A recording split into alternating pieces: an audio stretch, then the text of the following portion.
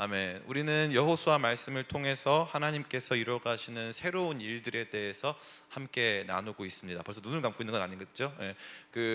제가 막 인터뷰 설교를 하니까 많은 분들이 제가 지나가면 눈을 이렇게 감더라고요. 그래서 필사적으로 놔주시지 않겠다 이런 생각을 하고 있는데 오늘은 인터뷰를 하지 않겠습니다. 인터뷰는 하지 않겠습니다. 여호수아 말씀은 하나님께서 이루어가시는 새로운 시대에 대해서 저와 여러분에게 보여주고 있어요. 하나님께서 새 역사를 이루어 가실 때 하나님의 선택 또 하나님의 판단, 하나님께서 행하시는 일들은 모두가 다 의미가 있습니다. 그러한 의미들 속에서 오늘은 특별히 지난 시간에 하나님께서 여호수아에게 말씀하셨어요. 강하고 담대하라. 강하고 담대하라. 두려워하지 말아라. 내가 너에게 명령한 것을 그대로 준행해라. 그러면 내가 너와 함께 하겠다. 이 길을 같이 가자라고 주님께서 말씀하셨죠. 하나님의 말씀을 들었어. 그런데 여기서 끝나는 게 아니야. 이제 이것을 구체화, 현실화 할 필요가 있는 거죠. 새로운 역사가 우리의 삶 속에 구체화되고 현실화될 때 그때 사람들과의 문제가 생기는 거예요. 사람들이 필요해지는 거죠. 어떤 사람들? 리딩 그룹이 필요한 거예요. 리딩 그룹.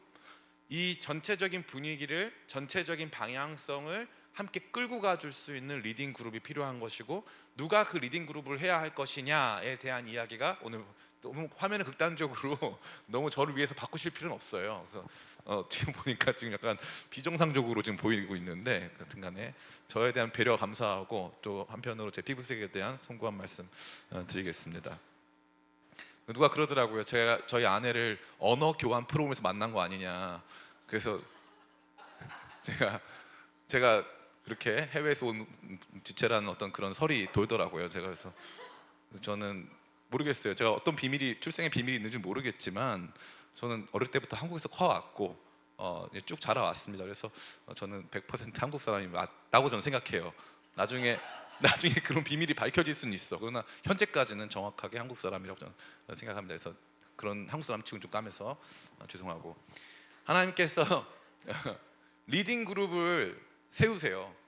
어떤 사람들이 이 모든 일들을 이끌어 갈 것이냐, 그 리딩 그룹이 누구냐가 오늘 본문에 등장하고 있어요. 오늘 본문에 등장하는 이 리딩 그룹이 누굽니까? 우리 같이 한번 읽어봤으면 좋겠어요. 같이 읽습니다. 12절 말씀 같이 읽습니다. 시작. 여호수아가 또 루벤 지파와 갓 지파와 므낫세 반 지파에게 말하여 이르되, 여기에 지정된 세 개의 그룹이 있어요. 루벤 지파, 갓 지파, 므낫세 지파. 이 세 지파에게 왜 말씀하셨을까요?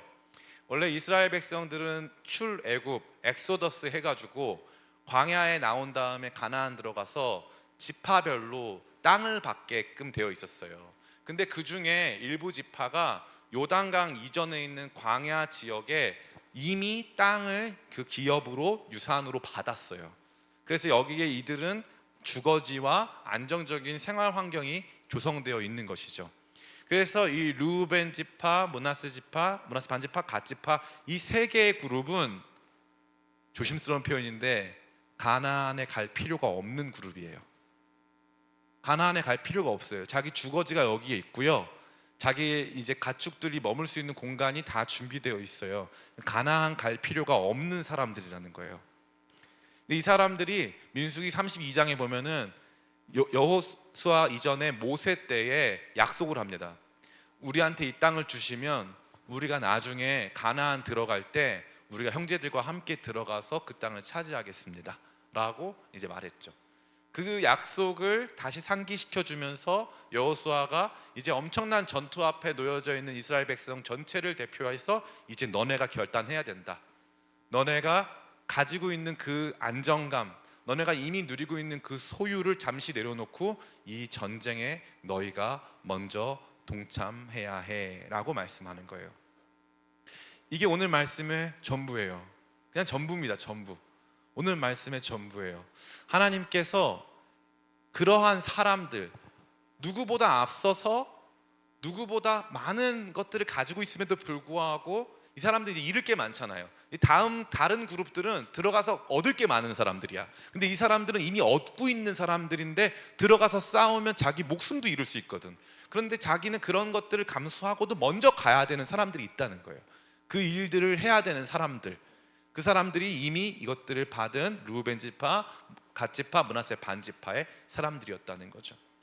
그러한 리딩 그룹은 누구냐? 바로 먼저 된 자들이에요.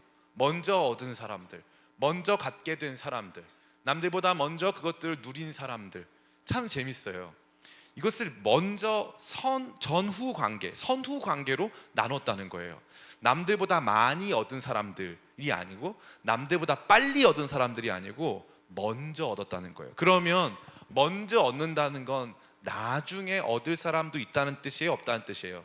있다는 뜻이에요.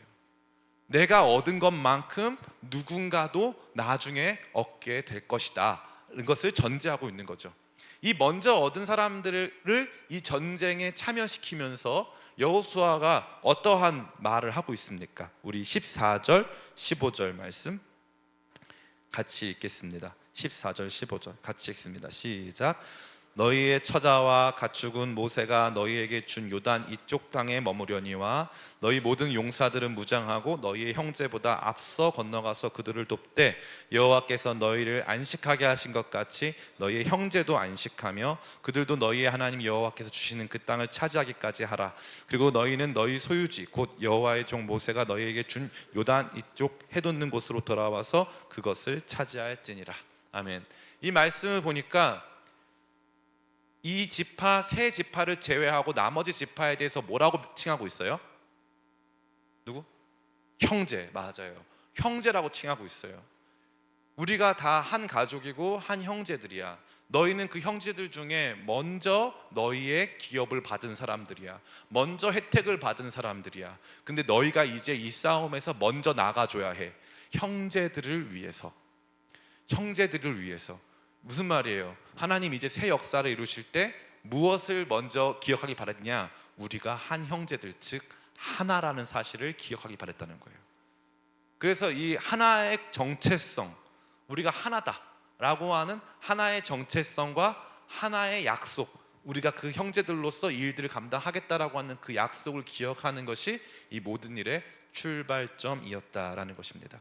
하나님께서는 언제나 이렇게 우리가 하나 된 마음으로 다음 일들, 새로운 일들에 나아가기를 원하신다는 거죠. 오늘 말씀 그래서 너무 간단하기 때문에 바로 적용으로 이어집니다. 첫 번째 적용 같이 한번 읽어볼까요? 같이 읽습니다. 시작. 교회 안에서 먼저 된 자들은 늘 새로운 사람들을 위한 싸움을 싸워야 함. 네.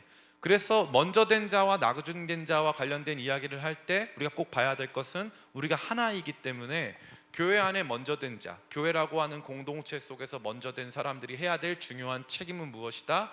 형제들을 위해서, 나는 이미 가지고 있으니까 그것을 가지고 있지 못한 형제들을 위해서 무언가를 내주고 그들의 권익, 그들이 이곳에서 안전하고 편안하게 거할 수 있는 그런 분위기를 위해서 싸워주어야 할 필요가 있다라는 것입니다. 제가 아는 한 교회가 있는데 이 교회에는 이제 청년부가 있어요. 근데 청년부 남자들이 다 군대를 안 가는 거예요. 그래서 군대를 왜 안 가냐고 물어봤어요. 청년부 굉장히 큰 청년부였는데 지금은 뭐 예전 같지 못하지만 옛날엔 정말 큰 청년부였는데 그 청년부의 사람들이 군대를 안 가는 거예요. 그래서 물어봤어요. 왜 안 가냐 그랬더니 본인들이 21살에 군대를 가게 되면은 이제 대학교에 막 들어와서 서울로 상경해서 교회에 찾아온 남자 동생들을 케어를 못 해준다는 거예요. 그래서 군대를 다 24살에 가요. 대부분 다 장교로 가고 못 가더라도 사병으로 가더라도 다 24살에 가는 거예요. 왜냐하면 자기도 어렸을 때 여기 왔을 때 형들이 그렇게 해줬다는 거예요. 자기 20살 때 아무것도 모를 때 형들이 성경 공부해주고, 형들이 맛있는 거 사주고, 형들이 서울 구경시켜주고, 형들이 공동체로 우리를 받아주었기 때문에 자기들도 그게 전통이 돼가지고 그렇게 한다는 거죠. 그런 공동체는 새 역사를 만들어 가요.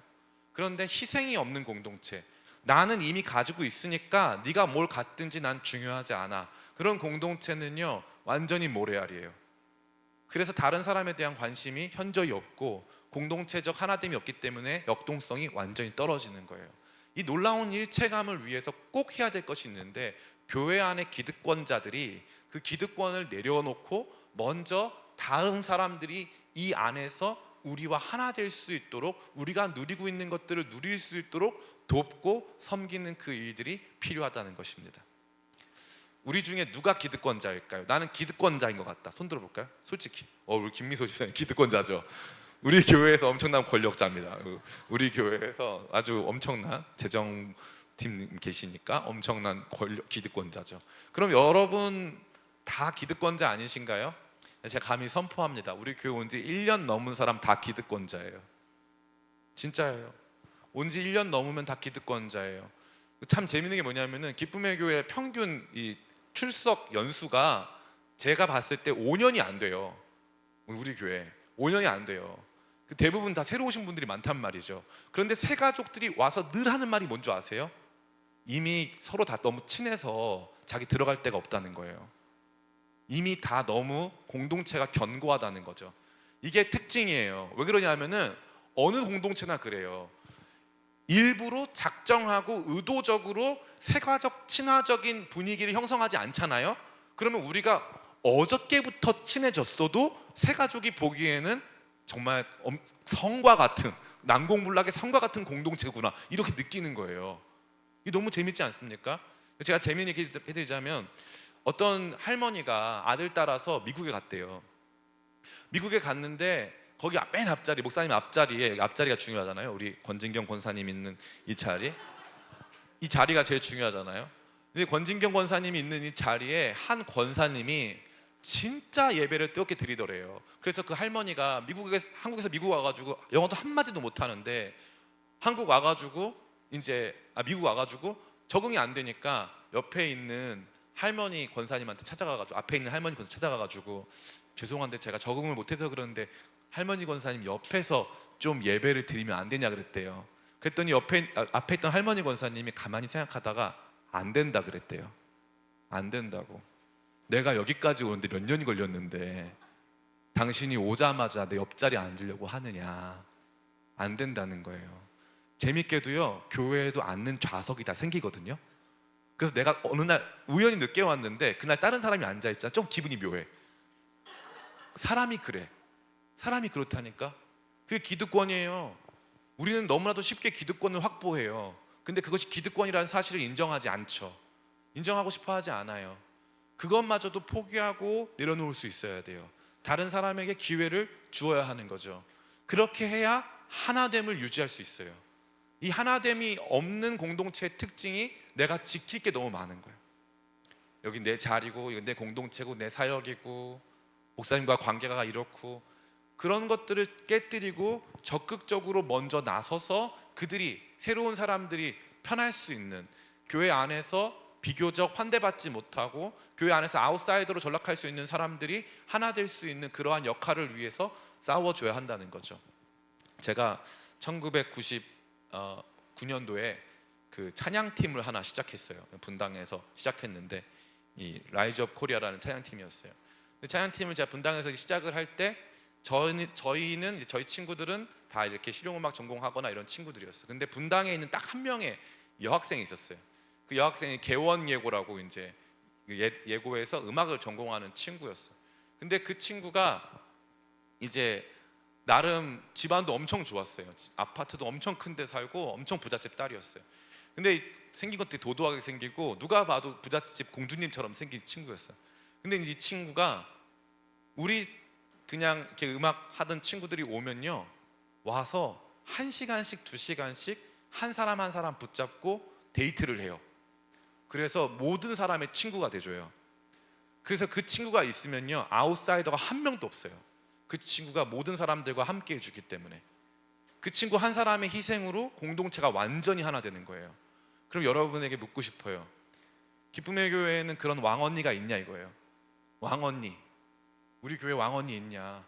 누가 봐도 저 언니는 우리 교회 완전히 진짜 찐인데 저 언니가 나서서 모든 사람을 품어주고 있는 왕언니가 있냐. 언젠가부터 교회에 왕언니가 없어졌어. 근데 재밌는 게 뭔지 알아요? 왕언니란 단어는 있는데 왕오빠가 없다? 교회에서 오빠들이 별로 의미가 없어. 그래서 교회 오빠라고 하는 약간 부정적인 시선과 또 이렇게 완감이 교차하는 그 단어는 있는데, 괜히 여자들이랑 꼬시려고 하는 그런 이상한 놈들에 대한 단어는 있는데 교회를 막 이끌어가고 그런 오빠들에 대한 건 없잖아요. 언제나 교회는 누가 이끌어가느냐? 교회는 모계사회, 왕언니가 이끌어갑니다. 왕언니가 이끌어가요. 그럼 제가 말씀드리고 싶어요. 진짜로 우리 교회에 왕언니가 있느냐? 안타깝게 기쁨의 교회에 왕언니가 많이 없어요. 왕언니. 그래가지고 모든 사람들을 다 품어주고 모든 사람들을 자기 옆자리로 인도해주고 새 가족이 오면 먼저 가서 인사해주는 문화가 너무 없다는 거예요. 너무 없어요. 여러분 혹시 기억날지 모르겠지만 예전에 새 가족 오면 어떻게 했습니까? 새 가족 오면 앞에 나와서 우리가 축복하면 다 나와서 악수해주고 포옹해줬어요. 근데 그거 사람들이 부담스러워한다, 절대 하지 마라 그래가지고 안 했는데 저는 막 너무 그런 시간이 그리워. 가서 인사해주고 어떻게 왔냐고 어떤 삶을 살았냐고 같이 나눌 수 있어야 되는데 오지랖 넓은 왕언니가 그리운 시대예요. 누구도 희생하려 하지 않아요. 자기 이미지 깎아먹으면서 다른 사람 찾아가서 어떻게 왔냐고, 내가 이 교회에서 누리고 있는 이 은혜와 사랑 너도 누렸으면 좋겠다고, 너 이 자리에 앉으라고, 여기가 너가 있어야 될 곳인 것 같다고, 너 노래 너무 잘하는데 찬양팀 내가 너 주겠다고, 내가 너 보니까 아주 너 은사가 좋은데 율동팀 너 시작하자고, 너를 위해서 율동팀을 만들어 주겠다고. 그런 사람들이 없어요. 너무너무 아쉽지 않아요? 예전에는 그런 게 있었어요. 누가 오면은 우리 부서에 클라리넷 하는 애가 하나 있었어요. 그래가지고 얘가 클라리넷 조금 잘 못했지만 걔 때문에 오케스트라 만들었어요. 너도 바이올린 좀 할 줄 알지? 이렇게 해가지고 이렇게 다 모아가지고 우리 고등부에서 오케스트라 있었어요. 오케스트라. 그렇게라도 해서 우리 공동체의 일원이 되기를 바라는 마음에. 교회는요 그리스도의 몸이고 하나님 나라의 현존이에요. 근데 이 교회 공동체 안에서 여러분들이 진짜 함께 새로운 역사를 이끌어가는 과정에서 기득권을 내어놓은 좋은 믿음의 선배들, 먼저 된 사람들, 기득권을 내어놓은 사람들의 모습을 발견하지 못한다면 안타깝게도 새로운 역사로 나아갈 수 없습니다. 전 여러분 모두가 각자에게, 우리 자신에게 이미 받은 하나님의 선물들을 기억하면서 그 선물 안에서 다른 이들도 이 선물에 참여할 수 있도록 길을 열어주는 우리 교회 안에 먼저 된 자 되시기를 축원합니다. 두 번째, 같이 한번 읽어볼까요? 두 번째 같이 읽습니다. 시작. 사회 속에서 먼저 된 자들은 늘 안식하지 못하는 사람들을 위해서 의무를 감당해야 함. 이제 교회에서 사회라고 하는 단위로 조금 확대가 됐죠. 그래서 이 먼저 된 자가 앞서서 싸워가는 이 역할이 굉장히 사회 안에서도 중요한 거예요. 사회 안에서도 기득권이잖아요. 이미 그들은 싸워야 될 필요가 없잖아요. 그들은 지켜야 될 것만 남은 사람들이잖아요. 그런데 이 사람들이 어떤 일을 합니까? 먼저 나서서 희생하는 거예요. 먼저 나가서 이 전투에 참여하는 거예요. 이 전투에 참여해서 자기는 잃을 일밖에 없어. 그러나 얻어야 될 사람들을 위해서 이 전투에 참여하고 이 전쟁에 참여해 주는 것이죠. 너무나 중요한 거예요. 저는 이 내용에 있어서 저는 이것이 아주 적절하다고 믿고 있는데, 그것은 이제 미국 문화예요. 미국 문화. 미국 안에는 이 어떤 문화가 있습니까? 서로가 서로에게 특별히 노블리스 오블리주, 그 사회의 기득권층, 지도층 인사들이 마땅히 자기가 누리고 있는 것들에 대하여서 사회에 봉사하고 환원하고 책임을 감당해야 되는 그러한 문화가 있어요. 그 문화가 저는 지금도 미국을 강하게 하는 가장 큰 힘은 거기에 있다고 생각해요. 미국이 다 100% 좋은 건 아니죠. 그러나 미국을 강하게 하는, 진짜 강하게 하는 힘은 내가 지금 누리고 있는 이 자유를 누군가도 누려야 한다는 거예요. 내가 누리고 있는 이러한 축복을 누군가도 누려야 한다고 생각하고 그러한 싸움을 위해서 싸워주는 거죠.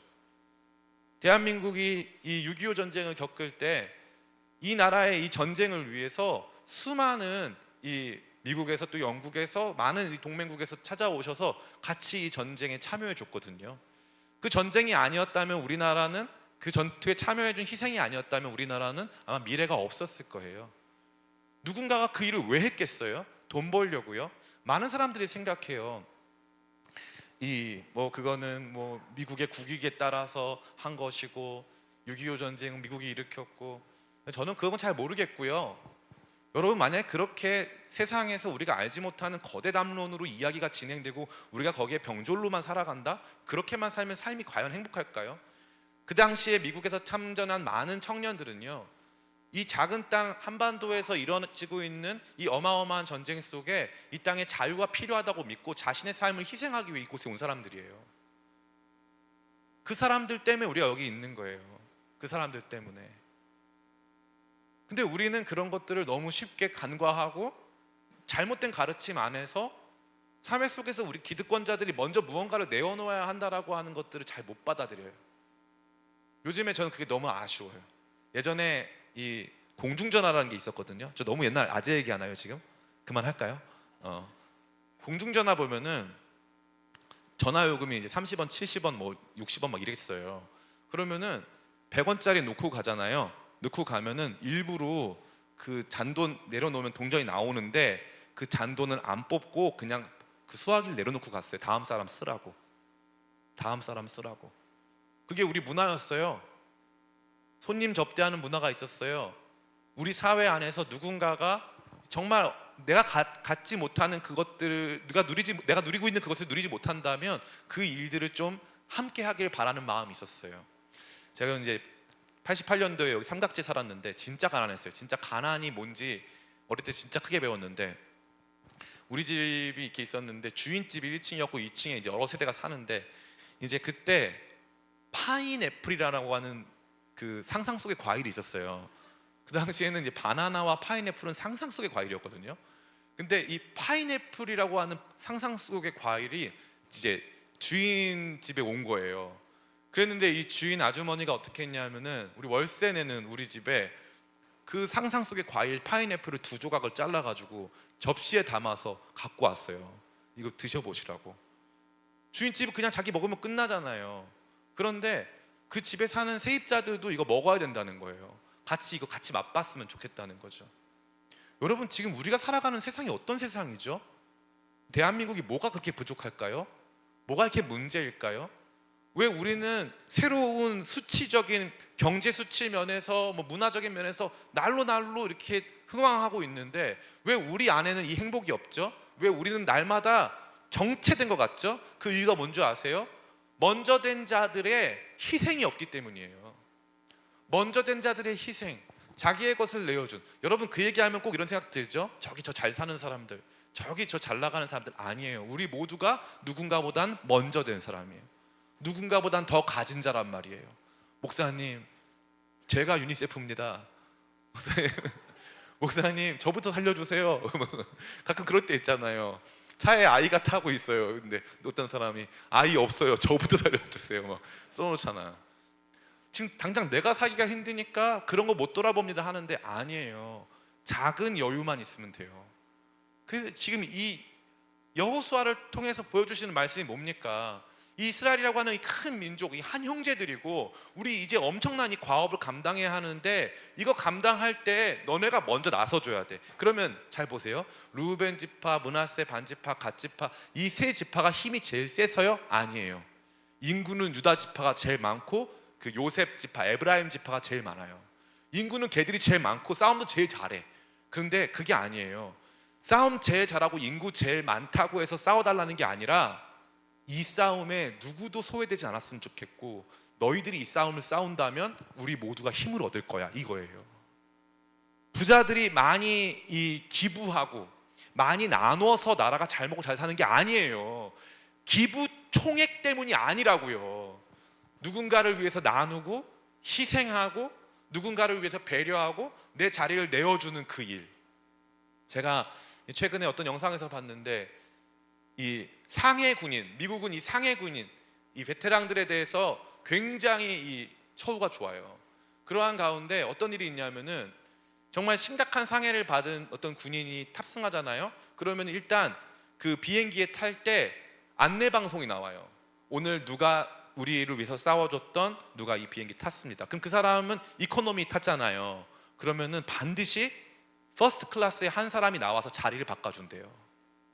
믿어지세요? 자리를 바꿔준대요. 그러면 대부분의 경우에 그 미국을 위해서 싸운 그 군인들은 자기는 이코노미석을 타고 끊고 왔지만 대부분의 경우에 1등석을 타고 간다는 거예요. 근데 그렇게 노리고 막 나 일부러 이코노미직 끊으면 나 1등석, 이게 아니라 그 문화가 있다는 거예요. 그 문화가. 저는 그게 지금도 미국의 힘이라고 생각해요. 우리 교회 안에, 특별히 우리 교회가 꿈꾸는 세상 안에 우리는 그러한 미덕을, 그러한 아름다움을 만들어갈 만한 교회인가? 저는 여러분에게 좀 고백하고 싶은 게 있는데, 좀 여러분 자신에게 선포해 볼까요? 나는 왜 이렇게 자신감이 없어? 지금 선포해. 나는 되게 잘 될 거다. 믿으십니까? 이렇게 아멘이 작은 교회가 전 세계에 드물어요. 여러분 굉장히 잘 될 거거든요. 정말 잘 되고, 실제로 우리 교회 굉장히 잘 된 사람이 너무 많아. 정말 기쁨의 교회 특징이 뭐냐면, 기쁨의 교회 출석하면 다 잘 돼. 조엘 오스틴이죠. 잘 되는 나, 긍정의 힘, 막 이런 거. 우리 교회 출석하면 다 잘 된다. 진짜야, 진짜야. 너무 신기하게 다 잘 돼. 안 되는 일이 하나도 없어. 다 잘 돼. 잘 되는 거 교회로 끝나면 안 되잖아요. 여러분 부자 되고 말 거예요? 얼마나 재미없어. 예? 여러분 강남에 아파트 몇 채씩 살 거예요? 그러다 말 거예요? 얼마나 재미없어. 우리 교회는 우리가 얼마나 얻었느냐가 아니라 얼마나 살렸느냐, 얼마나 먹였느냐, 얼마나 붙잡아 주었느냐, 얼마나 많은 사람들을 우리 교회를 통해서, 우리 교회의 일원된 저와 여러분을 통해서 그들의 삶을 회복시켜 주었느냐, 이게 우리 비전이 돼야 된다니까요. 그래야 새 시대로 나갈 수가 있어요. 그런 일체감, 내가 이 나라 이 사회의 거룩한 일원이다라고 하는 일체감이 너무나도 중요한 거예요. 우리 잘 알고 있는 스티븐 유, 저는 이제 그 스티븐 유에 대한 감정이 전 없어요. 전 없습니다. 충분히 그럴 수 있다고 생각해요. 이해가 돼요. 얼마든지 그럴 수 있죠. 자기 권리를 사용한 건데 뭐 조금 마음이 조금 그래도 괜찮아요. 근데 왜 많은 국민들이 지금까지 그 사람에 대해서 좀 안 좋은 마음이 있을까요? 일단 그 사람 크리스찬이었어요. 진짜 신실한 크리스찬이었어요. 그리고 종종 자기가 이 우리나라와 굉장히 일체감이 있는 사람이라고 분명히 얘기했단 말이죠. 사람들이 갖는 배신감이 큰 거예요. 괘씸감이. 다른 법적인 걸로 안 돼요. 괘씸죄가 큰 거지. 저 그거 보면서 많은 생각을 해요. 사람들도 좀 쪼잔하다 이 생각도 하고, 좀 마음 풀자, 몇 년이 지났는데 좀 용서하자 이런 마음도 있어요. 그런데 한편으로 그 생각도 많이 들어요. 얼마나 국민들의 배신감이 컸으면 그랬을까. 그리고 사람들은 그렇게라도 그와 우리가 하나이길 원했구나. 사람들은 그걸 원하는 거예요. 지금도 수많은 사람들은 교회에 뭘 기대하고 있을까요? 교회와 사회가 하나이길 바라고 있어요. 우리가 그들의 소망이 되어줄 그들은 바라고 있다고요. 오늘 이 말씀 통해서 전 여러분이 꼭 기억했으면 좋겠어요. 이 거룩한 일체감은요, 희생에서 나오는 거예요. 희생에서. 여러분들이 잘 먹고 잘 살게 되었을 때, 우리가 이 사회를 위해서, 아직 우리보다 많은 것을 누리지 못하는 사람들을 위해서 무언가를 희생하지 못한다면, 그러면은 우리 사회에는, 또 우리 교회에는 하나님께서 주시는 새로운 미래가 없다라고 저는 감히 말씀드릴 수 있습니다. 지금 고민이 많아요. 그래서 우리 만나기 이전하면은 그 2층에 카페를 할지, 아니면은 어떤 신부님이 열었는데 1,000원짜리 밥상이 있더라고. 1,000원 밥상, 청년들한테만 1,000원에 주는 밥상. 그래서 우리는 1,500원 정도는 받아야 되지 않을까 생각이 드는데, 그런 김지현 목사님이 요리 잘하니까 김지현 목사님을 공공재로 활용해서 이제 1,000원 밥상을 하면 어떨까? 그래서 이제 청년들 밥 먹으라고, 그런 마음도 사실 있어요. 목사님 굉장히 긴장하고 있겠지만 그런 마음도 있어요. 그래서 우리 교회가 꼭 그랬으면 좋겠다. 3.1운동 때 민족 대표 33명 중에 17명이 기독교 지도자들이었어요. 우리나라가 어려울 때 기독교는 언제나 선봉에 서서 그 역할을 감당했다고요. 근데 오늘날을 살아가는 우리 청년 그리스도인들이 그와 같은 먼저 된 자의 사명감과 의무감을 가지고 있는가 깊이 좀 고민하고, 진짜 하나님께서 우리 교회를 통해서, 나를 통해서 일하기를 원하신다면 나 교회를 위해, 우리 사회를 위해 이러한 역할을 감당해야 되겠다, 그런 마음 먹고 나아가는 우리 되길 원합니다. 마지막 세 번째예요. 같이 한번 읽겠습니다. 시작. 복음 안에서 먼저 된 자들은 복음이 필요한 사람들을 위한 의무를 감당해야 함. 이 세 번째 굉장히 중요한 거예요. 먼저 복음을 들은 사람들, 이 복음 안에 다른 사람이 들어올 수 있도록 그들의 삶을 내어드리고 먼저 선교의 현장으로 나아가야 한다라고 이 말씀을 말하고 있는 거예요. 여러분이 잘 알고 있는 언더우드 선교사님 있죠? 언더우드 선교사님 그 가정이 참 그 진정성이 대단하죠. 지금까지 이어져 오고 있고, 지금도 언더우드 가문은 한국어를 배우고 지금도 한국 땅에 많이들 남아 계세요. 여러 가지 일들을 감당하고 있고요. 근데 재밌게도 언더우드 선교사가 선교 헌신한 다음에 언더우드 선교사의 형이 있는데, 형이 하나 발명품을 만들어요. 그 발명품이 타작입니다. 타작이 양대 산맥이 있는데 그 중에 하나가 언더우드 타작이에요. 그게 언더우드 친형이 만든 거예요. 그래가지고 언더우드 가문이 재벌이 돼요. 그 재벌집 막내 아들이죠. 갑자기 진양건설 나오는 거예요. 그래서 재벌집 막내 아들 같은 사람이 언더우드예요.